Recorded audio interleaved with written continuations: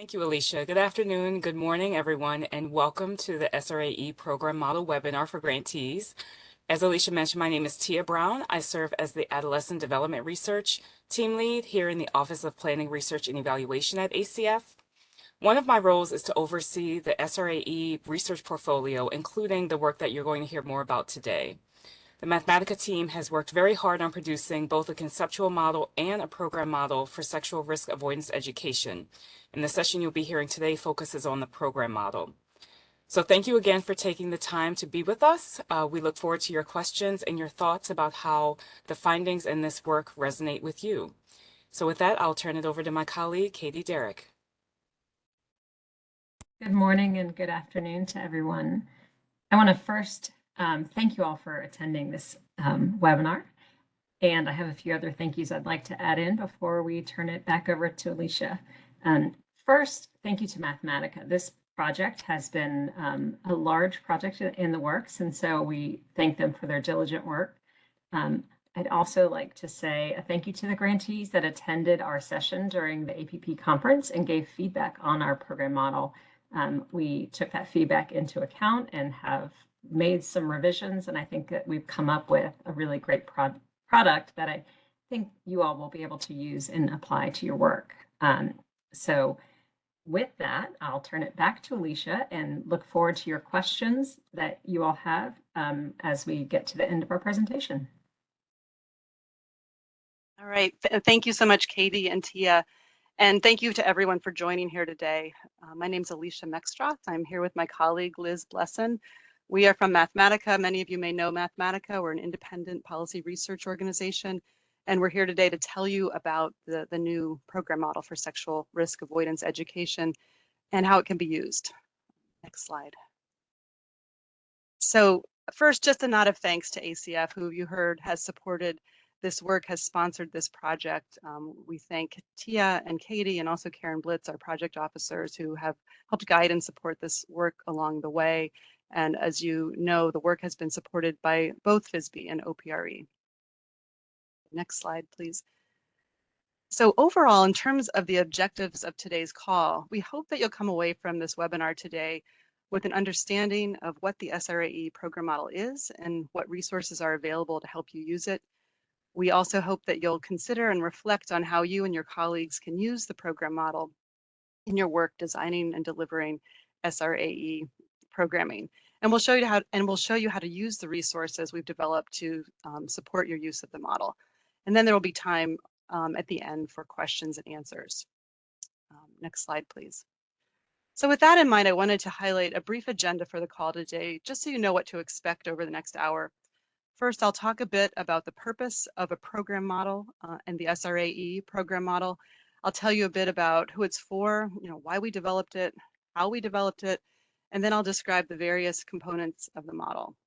After that, I'm going to turn it over to my colleague, Liz Blesson, who will talk a bit about the uses of the program model and provide an overview of resources that we've developed related to the program model.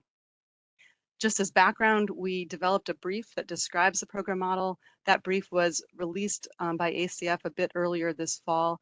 And the presentation today of the model really summarizes what's presented in that public-facing brief. And just to note that the link to that brief was shared in the invitation to this webinar, and it's also provided at the end of the slide deck. We're also in the process of finalizing a one-page, what we call tip sheet on the program model that will help facilitate your use of the model. And we expect that tip sheet to be made publicly available next month. And Liz will tell you a little bit more about that later on. Finally, we'll have some time for Q&A at the end. We expect to have 15 to 20 minutes for Q&A. So if you do have questions that you'd like us to speak to, if you could please go ahead and just put those in the chat function. We will try to answer as many questions as we can at the end of the talk. And if we can, we'll even try to answer some of them along the way if we see them in the chat. All right, next slide, please. So first, I wanted to just talk generally about what is a program model and why develop one.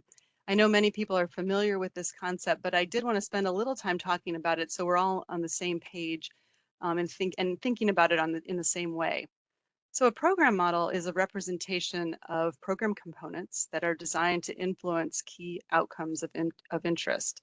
And its purpose is to provide a framework or a roadmap for understanding the objectives, the content, and the implementation of a program, and how these components all work together to potentially influence outcomes. So in this case, the key outcome is the avoidance of sexual activity among youth and related outcomes that reflect their overall health and well-being. So first, just kind of looking at this graphic, the inputs are on the left. This defines what a program is, its purpose, and what's needed to successfully implement it. In the center, we have the outputs. This represents things like how many youth are enrolled, how is the program delivered in practice. And then on the right side, we have outcomes. These are short and longer term outcomes. These are the expected changes in program participants' knowledge, attitudes, skills, and behaviors. And then at the bottom of the graphic are contextual factors. And this just recognizes that not every program may look the same. While they should share the same required and essential features, they may be adapted to address and to be sensitive to the specific characteristics and conditions in a particular target population or community. Next slide. So here's the SRAE program model figure. This is in the brief that I mentioned.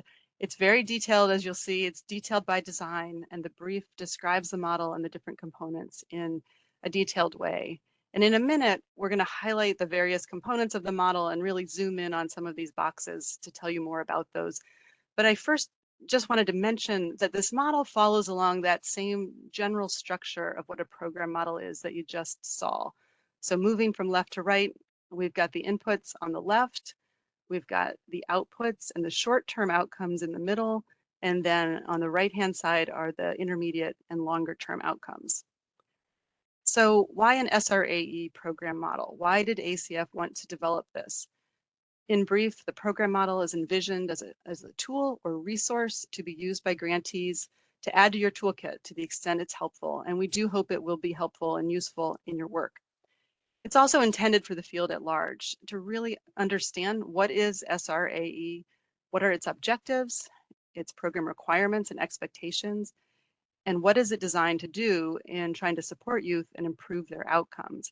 And really, and importantly, how can SRAE be designed and implemented for maximum potential effectiveness in improving youth outcomes? I will say too, it's consistent with the SRAE legislation. That's intentional. It's also informed by research. I'll also note that SRAE and the program model are designed to be inclusive of all youth. Next slide, please. So before we dig into the model, I wanted to just talk a bit about who the model's for. As a resource, the model is intended for a variety of audiences. I'm going to focus here on the first two. For example, it may potentially be used by program practitioners to guide program design, to determine what types of data to collect for your program monitoring and assessment, and also to inform continuous program improvements. It can be used by curriculum developers, for example, to identify relevant content to ensure that curricula are meeting SRAE program requirements and to help ensure that the program overall is designed in a way to give it the best chance to influence youth outcomes. Policymakers and researchers may also find it helpful. I won't go into those parts now, but just to say that it's designed for a variety of audiences in mind, but we're really focusing on the most important audience, which is you as the SRAE grantees. Next slide, please.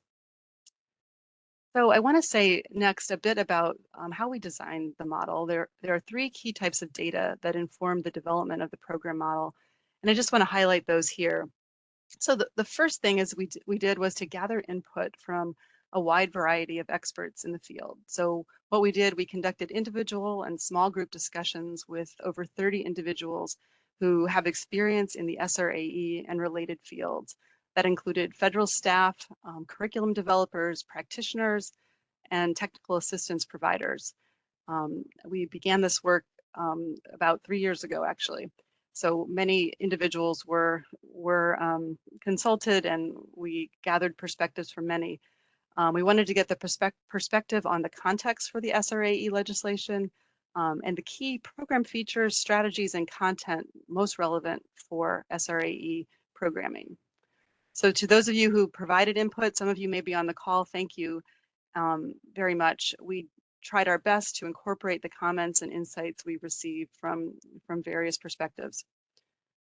The second key data source was the conceptual model for sexual risk avoidance. And I know Tia mentioned this earlier. This was an earlier product previously developed by Mathematica in our work with HHS and released a couple of years ago. And what the conceptual model did was identified a large set of protective and risk factors from the literature, factors that are associated with youth's sexual activity.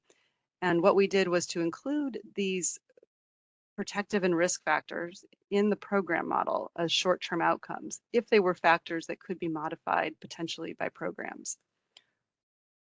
And the third key data source was a literature review. We incorporated information from a review of over 20 background documents and resources applicable to SRAE and also relevant for youth-focused programming more generally, and also program implementation science. That is, what's important for successful program implementation in general. We use these documents along with the input from the experts and the conceptual model work to really inform the development of the program model and its components. So it's a very systematic process. Next slide, please. Okay, and then the one after that. All right, so thanks, Liz. So here's that model figure again. We're going to focus first on the program inputs on the left side of the figure. All right, next slide. So you can see we've zoomed in on the maroon box and the yellow box that are in that left side column. And the maroon box is designed to capture what we would consider the SRAE specific program inputs. So this box represents the SRAE objectives, the required SRAE elements and topics, and other essential program features and delivery systems.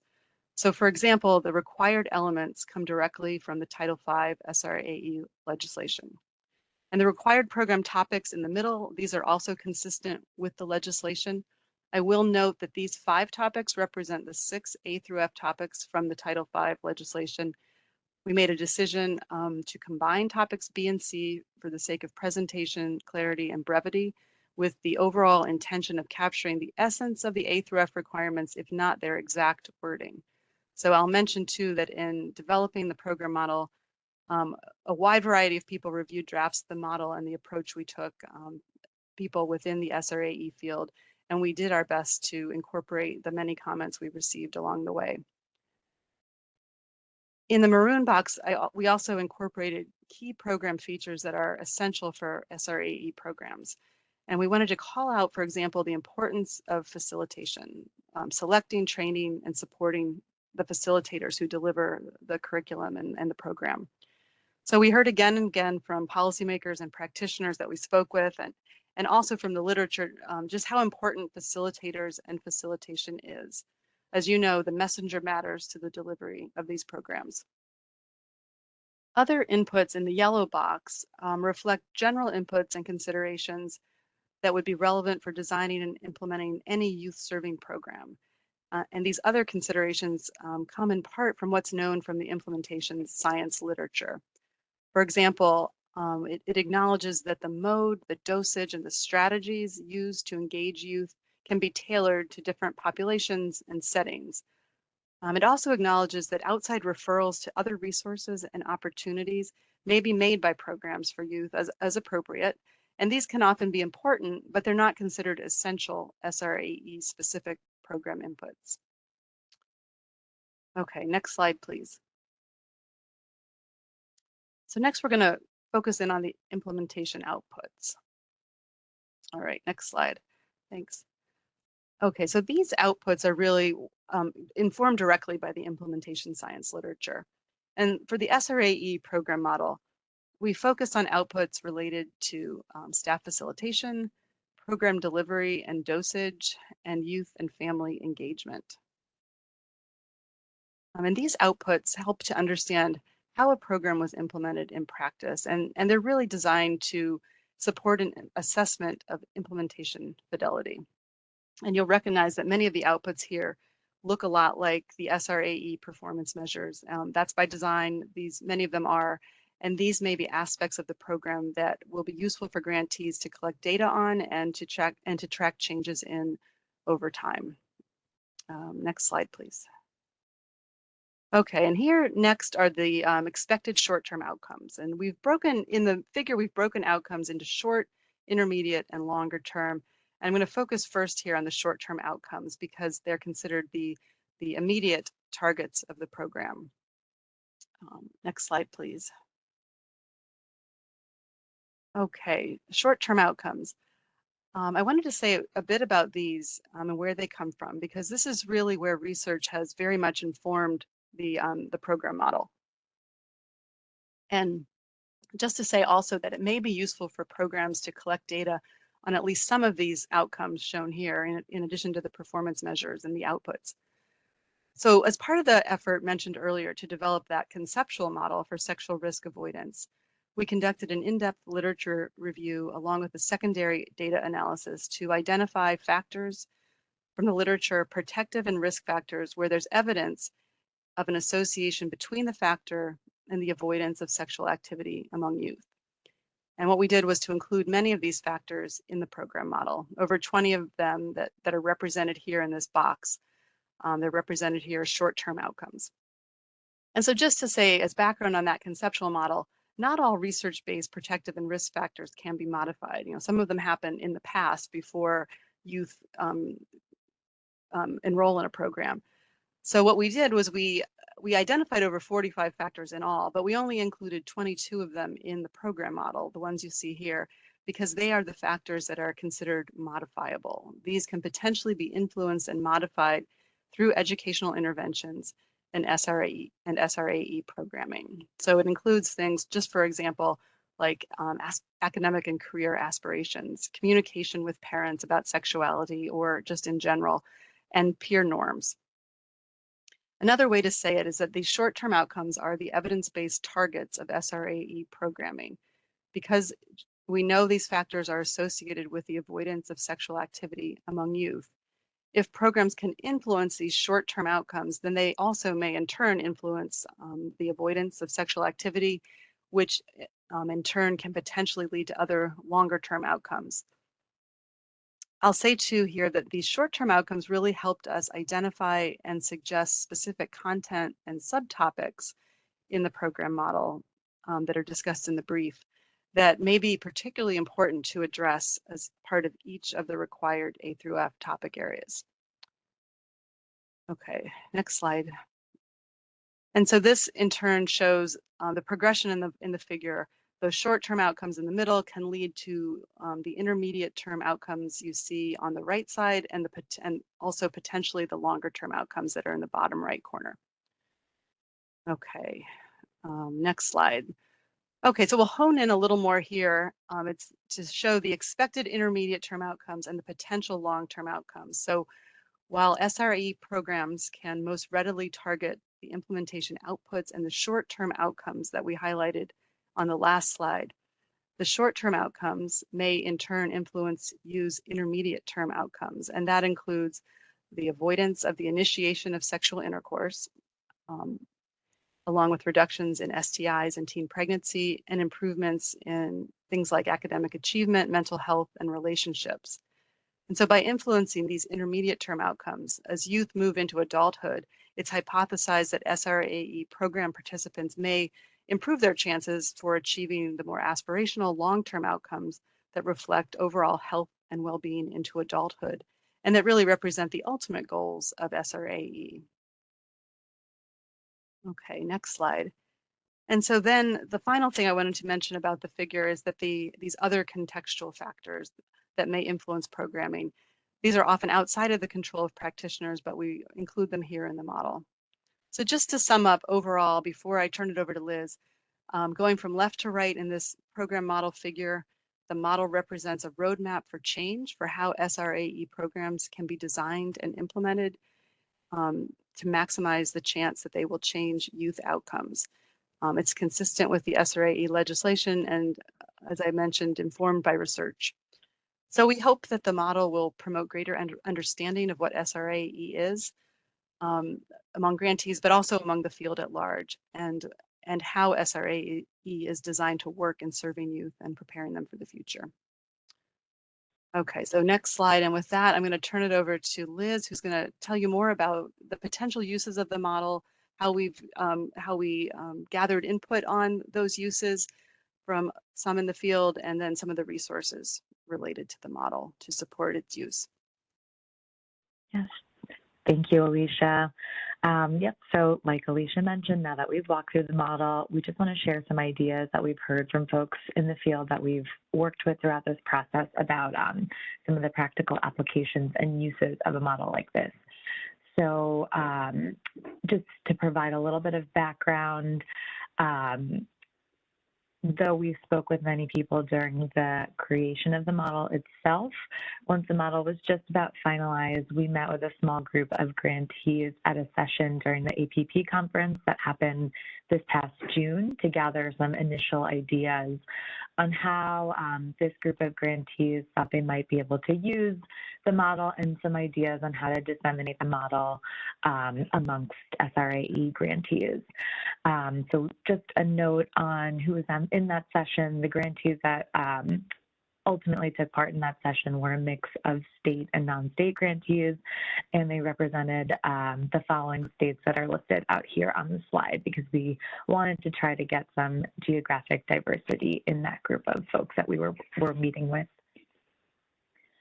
And so on the next slide, I'll give folks a second to just read some of the feedback that we received from grantees on different ideas and ways that they felt that this model could be used.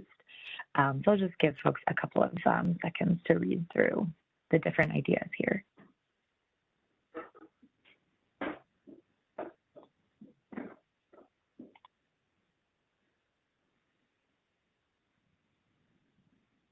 So as you see, some of the ideas that came up had to do with using the model to crosswalk your chosen curriculum with, to potentially help expose gaps in your programming as is, and think about ways that you could make the program more compliant with the legislation or the research that supports it. And then in addition, for any sorts of presentations to help onboard new staff or facilitators, or if you're bringing a curriculum before a school board, this could be potentially a tool to help with that presentation.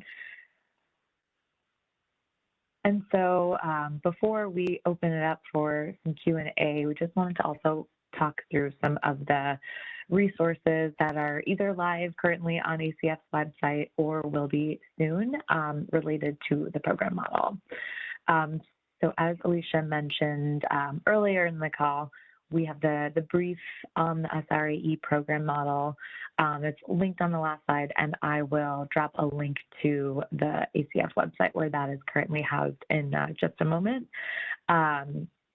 So this brief really provides a more detailed look at the model components, as well as a closer look on the model, on the methods that were used to create the model. So including some information on the legislation itself and the research that supports it. And in addition to the SRAE program model brief, we'll also plan to share a recording of this webinar that everyone is participating in today. So this could serve for those grantees who weren't able to make it today, or you can feel free to use some of Alicia's explanation at the top of this call if it's useful for training purposes. We'll aim to circulate that just before the end of the year in December. And I'll zoom in on the tip sheet that we have. It's in draft form right now and should be ready for release later, just before the end of the year, so sometime later in December. So this tip sheet is just a 2-page resource that's going to provide some more tips on how to use the model and some links to the other related resources that we'll touch on today. And we'll zoom in on that in just a moment. But before we do, I also just wanted to highlight a couple other related resources that may be helpful for this group. So under a different funding stream, but related to the SRAE program model work, the Practitioner's Guide to Using Program Models, which should be released also later this December. This is actually just walks practitioners through how to use the program model more generally, and it includes a helpful checklist at the end to walk folks through the various stages of programming, so including planning, monitoring, and evaluation, and some different tips on how to use the program model as a guide through each of those phases. So the tips are framed to be used with youth programming more generally, but uses the example of actually the Sexual Risk Cessation program model as an example, but can be applied to youth programming more generally. And finally, we also have the briefs on the briefs related to the conceptual models for both sexual risk avoidance and cessation programming, which were released back in December 2020 and can be found on the ACF website. So just on the next slide, I'll zoom in on the tip sheet that we described earlier. So again, this is just a draft, should be ready for release before the end of the year. And this is just a 2-page resource. What we have up on the screen right now is the first page that walks through some tips on how the program model could be used. And we've designed this to hopefully have it be easy to use in both an online and hard copy form. And then the second page to this resource would be the program model itself. And like we mentioned, it highlights the objectives, the audiences, and the components of the program model, offers some tips on how grantees can use a model like this, and then provides some links to other helpful resources, somewhere that were just mentioned on the slide previously. And so before we move into the Q&A portion of today's conversation, just wanted to walk through some of the examples that we highlight of ways to use the SRAE program model. So as we mentioned, this was something that came up, especially during that APP conference with the grantees we were speaking to, but can be a really helpful tool to describe SRAE to schools or community members, parents, new staff, facilitators. We envision this being a very helpful tool for that. Using it to crosswalk your chosen curriculum, and then especially in the brief itself, we highlight some of the suggested subtopics that might be helpful to take a look to see how your curriculum or program is covering those main topics, the essential topics, as well as some of the subtopics. In addition, you can review the model and these tips to promote high quality facilitation, and the brief has a section sort of zooming in on the importance of high quality facilitation for the success of this type of programming.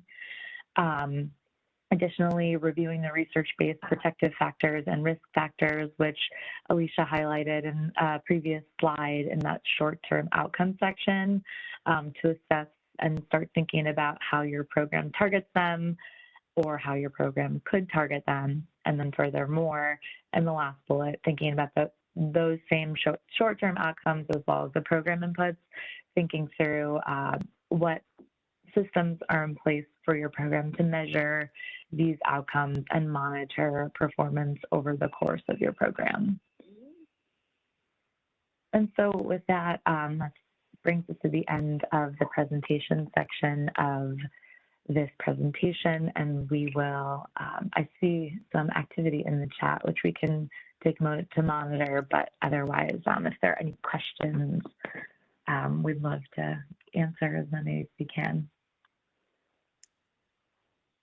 Yeah, one question that I saw in the chat, and I think the person may have already found it, but Liz, if you flip to the next slide, I just wanted to highlight that we will, this is the link to the brief. And just a reminder to everyone, in the invitation you received to this webinar, the brief is linked in that invitation. So that invitation is probably the easiest way to find the brief. Oh, and here, thank you, Liz, for putting that in the chat.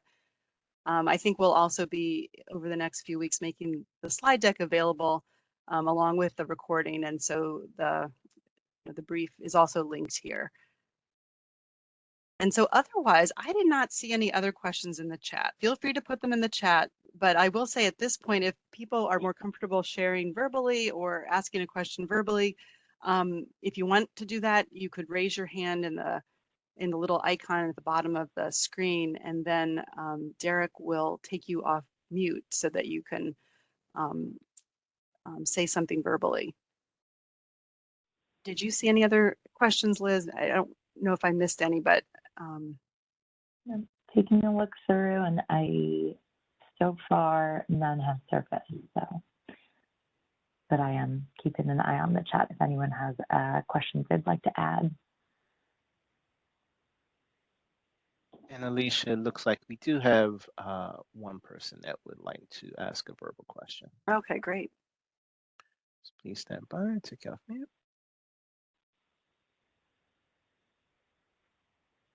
Okay, the line is open.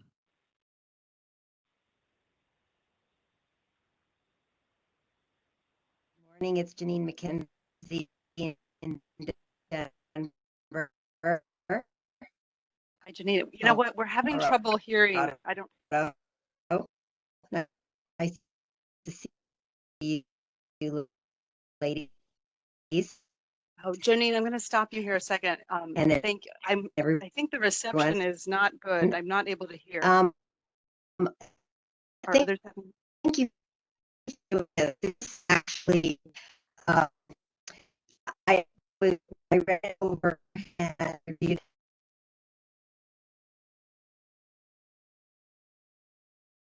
We're having trouble hearing, Jonine. Your connection isn't great. I mean, it sounds very garbled. So if you want to start again from the top, or try to type it into the chat if that works better. I'm sorry that the reception isn't better.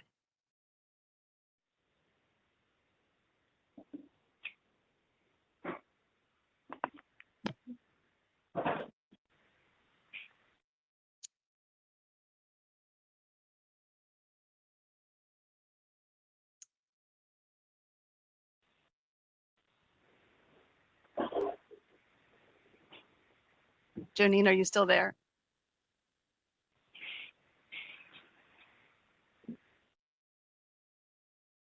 Okay.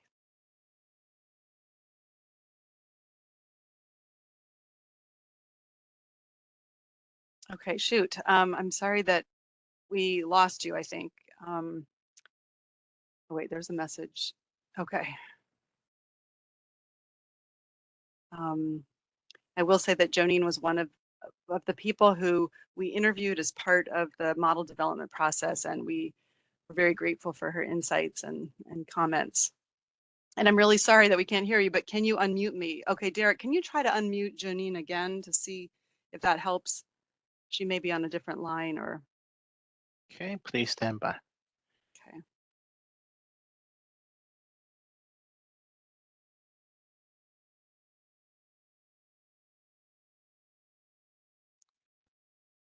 Jonine, your line is unmuted.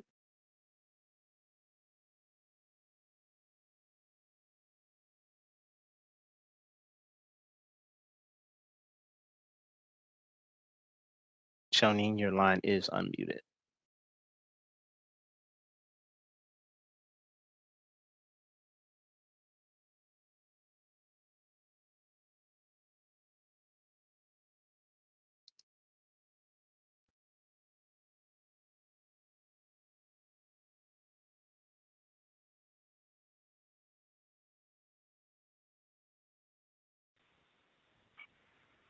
Okay, we might still be having some trouble with Jonine's line. Okay, well, while Jonine tries to log in, and Derek, could you make her a panelist in panelist mode? Would that help at all? Do you have her email? Because we can provide that if that would help. Try another way to help her access the audio. Do you want me to send you her email? I have. Or do you have that? Okay. And Jonine, you are a panelist, and you are free to unmute yourself at any time.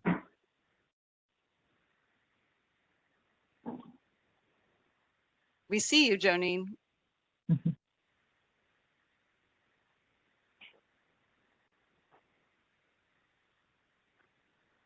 Okay, Jonine, you're unmuted if you want to take the floor.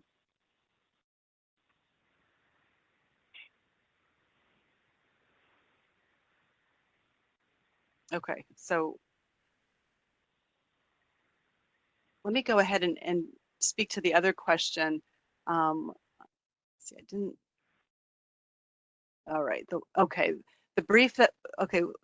Thank you, Rebecca. You mentioned the brief that was sent mentioned a Fidelity Tool. Is this something that you've developed, or is this something we develop internally? So in the brief, the outputs in the brief reflect how the program model can be used to assess fidelity. So it's really kind of focusing in on those outputs as a way to think about measuring your own fidelity. So there's not an explicit fidelity tool as part of the brief, but the idea is that the material in the brief supports an assessment of what fidelity looks like.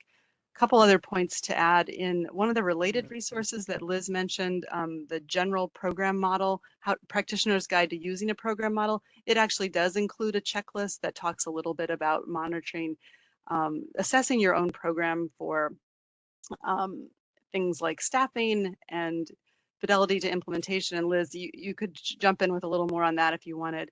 And I'll also mention too that as part of an ongoing project that Mathematica is doing with HHS, we'll also be taking another look at how programming in the field relates to the A through F criteria and how the program model can be used to potentially inform the development of some related resources.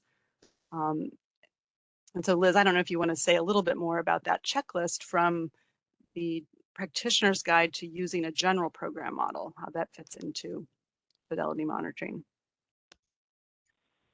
Yeah, so we're hoping that that will be up for access before the end of the year. And I mentioned a little bit before, but it sort of walks through the three phases, or what we're describing as the three phases of a program life cycle. So providing some helpful tips and checks for what to do when you're in the process of just getting started planning your model. So things like ensuring that the curriculum covers all the recommended content, hiring your qualified staff, creating plans for recruitment and retention, things like that. And then on the topic that you'd mentioned, fidelity monitoring, continuous quality improvement, providing some tips around, or tips and reminders around, establishing a process for collecting program data, establishing a method to track coverage of different program topics, establishing your targets for key program outputs that the program plans to meet, things like that. And then finally, a short set of tips and reminders for things to keep in mind when you're actually at the program evaluation stage. And so it describes each of these sections, and then in the appendix actually puts together all of these tips in a checklist. So we will, we look forward to the public release of that resource. And just a reminder, so even though that's not specific to SRAE, it's meant to be used with all, it's meant to be applied for any kind of youth programming, and actually uses the SRC program model as an example throughout, but can be applied to many different types of youth programs.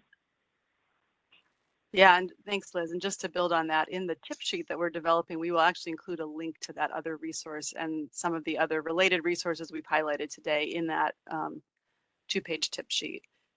I see another question here. Is there any way to get a copy of the slides from today's presentation? Yes, we will be sharing those along with a recording sometime in the early part of December, I think. So stay tuned for that. And then another question here, let me see if I can paraphrase. Well, I guess everyone you can probably see it in the chat, but just, are there any resource or quick blurbs that grantees use throughout their programming, not necessarily from the curriculum, that reinforce A through F? So some resources. So I wanted to just kind of speak to that a little bit by saying that one aspect that we think the program model may be useful for is helping to kind of think about how your curriculum addresses A through F. So the program model brief includes a focus on the legislation. It includes a description of each of the key topic areas in the in the curriculum that are in alignment with A through F, and it suggests some subtopics underneath each of those 5 topic areas that reflect A through F.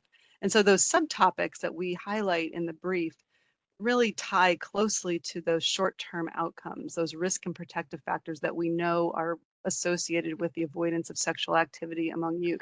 So we're very intentional in trying to identify the content, the subtopics in each of the topic areas consistent with the legislation that would be sort of the immediate targets that programs may want to think about in developing their program, so that it's has the best chance for influencing that key outcome of helping youth avoid the initiation of sexual intercourse. So I don't know if that helps, but that's how I would answer that question. And Jonine, I wanted to give you a chance to, Derek, our communications team member, changed some of the formatting, so you're now sort of a panelist, so hopefully you'll be able to speak and we'll be able to hear you. So if you want to take the floor, please do. And if anyone else has a question and wants to talk verbally, please feel free to kind of use that hand raising function at the bottom of the WebEx. Raise your hand and then Derek can take you off mute if you wanted to say something verbally.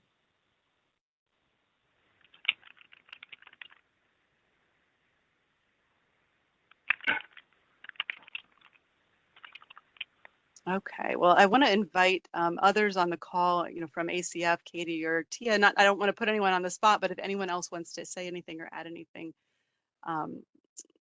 please feel free to do so. And let's see, I'm taking a last look here through the chat to make sure that I haven't missed a question here.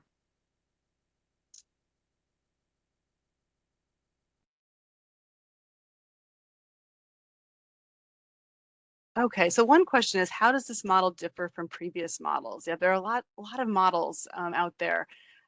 So just to say that the conceptual model work, earlier in previous years, Mathematica developed conceptual models for both sexual risk avoidance and sexual risk cessation, kind of focusing in on, in the SRAE model, the key protective and risk factors from the literature that are known to influence the avoidance of sexual activity. The cessation conceptual model looked at factors that are known to influence youth behavior to stop sexual activity if they had already initiated it. And the program model that we talked about today builds on those conceptual models. There is also, for those of you in this field, a sexual risk cessation program model that really focuses in on specific programming that developers and practitioners may want to consider for youth that are already sexually active. Now, I will say that the SRAE program model encompasses all youth, regardless of their background, which includes whether or not they're already sexually active. But the sexual risk cessation program model takes a little bit of a deeper dive with thinking about how to tailor programming for youth who may already be sexually active. And included in that cessation program model product are a couple of curriculum modules that were developed. I was less involved in that work, so I welcome any others on the call from ACF or otherwise to jump in and add more to how this model may differ from previous models.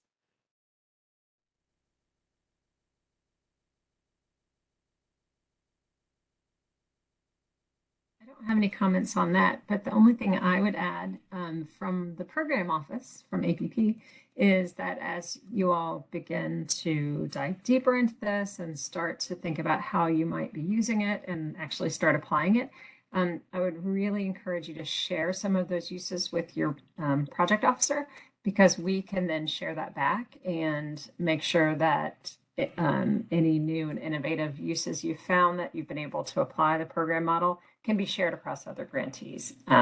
so often we recognize that our work is in this macro level of creating the program model, and you all as grantees are the ones that are on the ground and applying this to your work. So please share your uses of this with your project officers.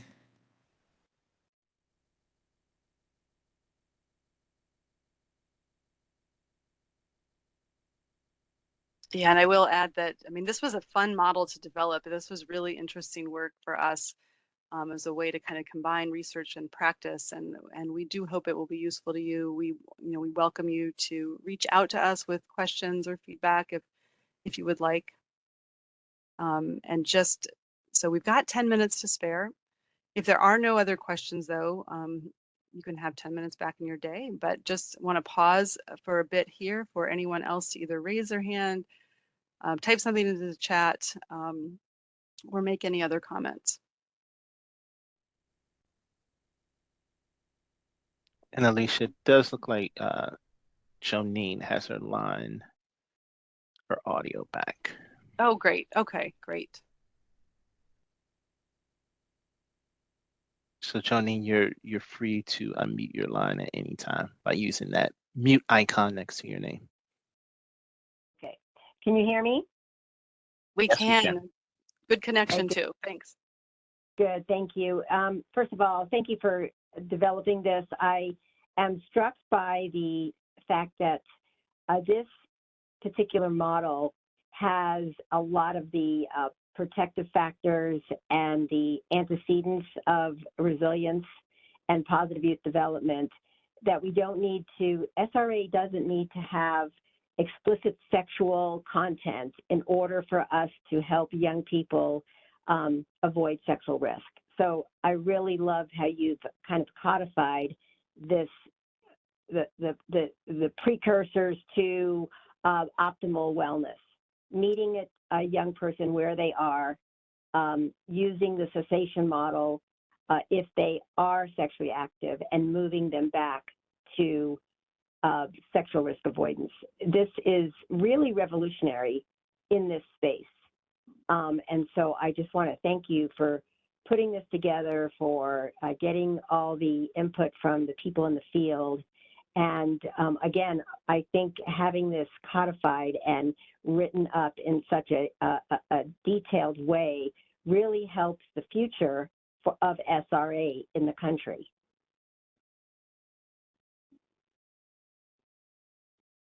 Yeah, thank you, Jonine. That's good to hear. And I will add that Jonine's comments were super insightful and really kind of pushed us to think about how best to incorporate those precursors she mentioned, which are reflected in the risk and protective factors, and kind of linking that to the conceptual model work. I'm glad to hear that comes through. And we do hope this will be useful to the field. When you see that big figure, it's a lot of detail, but if you we hope that today's presentation was a good way to just kind of focus in on some of the components, because components matter for programs. And there's a lot of work out in the field right now about studying components of programs. So we hope that that big program model figure will encourage you to focus in on certain components and think about how the components of your program can be designed and delivered to kind of, like I said, maximize your potential for improving youth outcomes, both those short-term outcomes as well as the longer, the intermediate term outcomes that are the next outcomes associated with programming.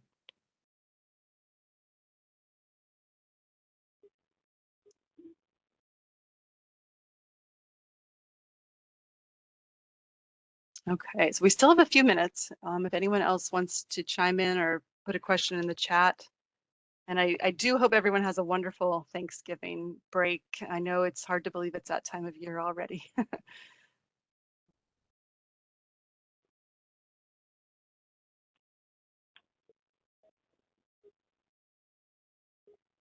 Okay, so if we don't see any others, we will just go ahead and give you 5 minutes back in your day, and wish you a wonderful, wonderful holiday break this week. And thanks again to everyone for joining today and for the questions and feedback you shared. Thank you, everyone.